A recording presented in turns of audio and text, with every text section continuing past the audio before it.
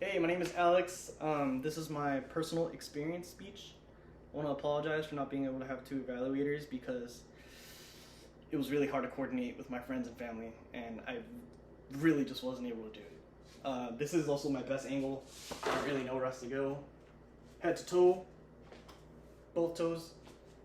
Hope it's good. Alright, now I'll start. My personal experience essay. I decided to do my personal experience on the lowest point in my life, which was losing myself in a relationship with a girl in 2020, and it was really difficult.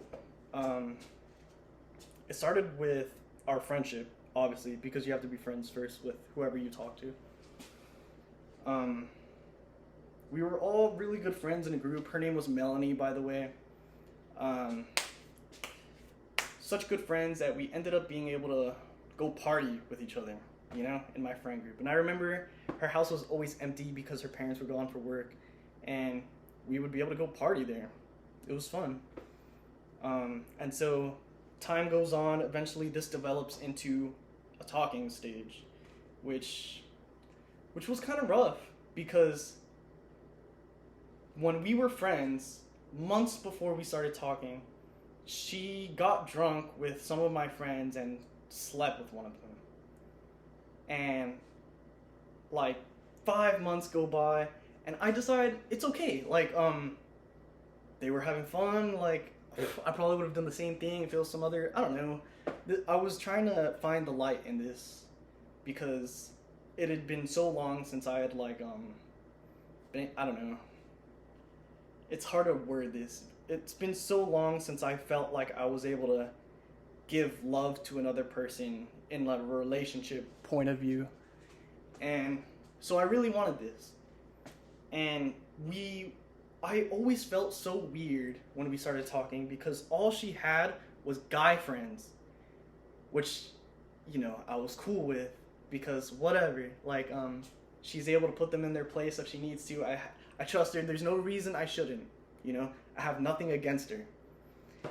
And our first fallout happens when she's at a drive-in theater with a bunch of friends, and I was at home, and it was a drive-in theater that was nearby to my house, so it was weird that I didn't get invited.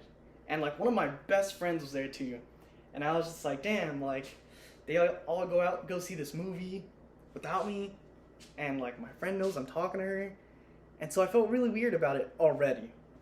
And so she tells me out of nowhere she's in the drive-in theater, and I already know because my friend Ricky's there, and he told me before she told me, which again kind of adds to the layer of why it feels weird. And so we had a misunderstanding, I guess. We ended up having a big argument over text, and it just wasn't something I wanted to do anymore. I didn't want to have a relationship with a girl that I felt like she didn't care if it was only guy friends. Because, I don't know, I've always felt like guys are friends with girls for one reason, and that makes me sound low, but I don't even see it like that, which makes it sound even worse. But that's not the point. And it was misunderstanding. It was both of us having too much pride and not wanting to negotiate with each other to see if we can reconciliate or make up or any other word you can come up for that. Which, it was a huge red flag because too many things went on because of guy friends later in the relationship. Eventually, time goes by, and the number of fights start going up. Sorry, I keep moving out of camera. The number of fights start going up, and I'm starting to be able to count on an extra pair of hands how many arguments we've had. And we've only been together, probably at this time when I realized it, for about 6 months. Alright? So it already shows the toxicity in the relationship, but it was something I wanted, and she was really cool. Same as me. Alright. So it was more or less the beginning of the end. Around the 17th fight, because me and my mom started not getting along, it became such a mess that I wasn't able to recover with my family because I was always gone. And she broke up with me eventually because of that. Because she saw the mess that was happening with me and my mom because of her. And my mom didn't even like her. So it was that much worse. Like, I was literally about to move out because of this. And I was becoming all twisted inside. And it was too much because I wanted this, but I also wanted this. I wanted family, but I also wanted this girl. And it was so conflicting because no one liked her. And I just couldn't see it. Everyone would tell me, I just couldn't see it. So I started losing friends and all this junk. And it became verge obsession for me and her. Because eventually, when she broke up with me, because I was having my own issues with my mom, I went through, hence, the lowest point in my life. I was probably in my room for a month straight, just bawling my eyes out. And it had affected me so much that it's somehow always in the back of my mind. You know, I'm always able to relate to really harsh breakups because I understand how difficult they are.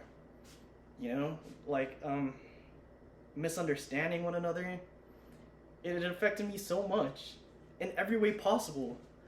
And so after that month, I decided, you know what? It's time for a change. It's affected me too much.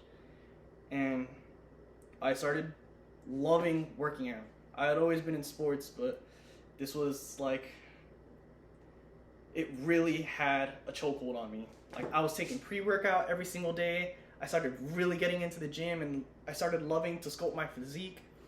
I would like to consider myself a power lifter now, and this was my low point that lifted me to such greater heights. And I'm in college again, you know, I wasn't doing that before. I'm working at the same time. I'm starting to be able to handle the things in a more responsible manner. And it's shown me so much. I can't even put it into words. It's really something. But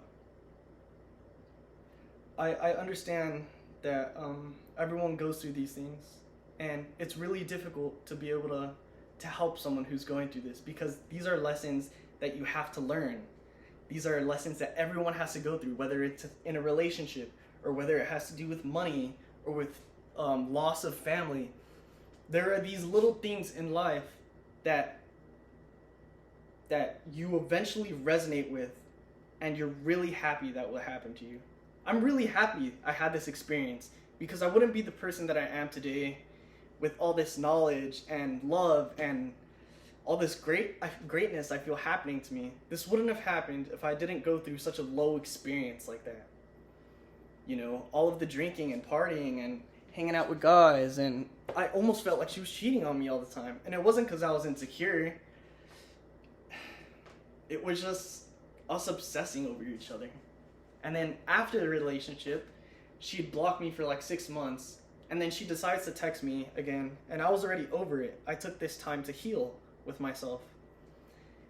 And she didn't, apparently. You know, I was talking to her here and there, like I let her talk to me because I was so broken, and I did express that. I wasn't blaming it on her, but I expressed how low I got.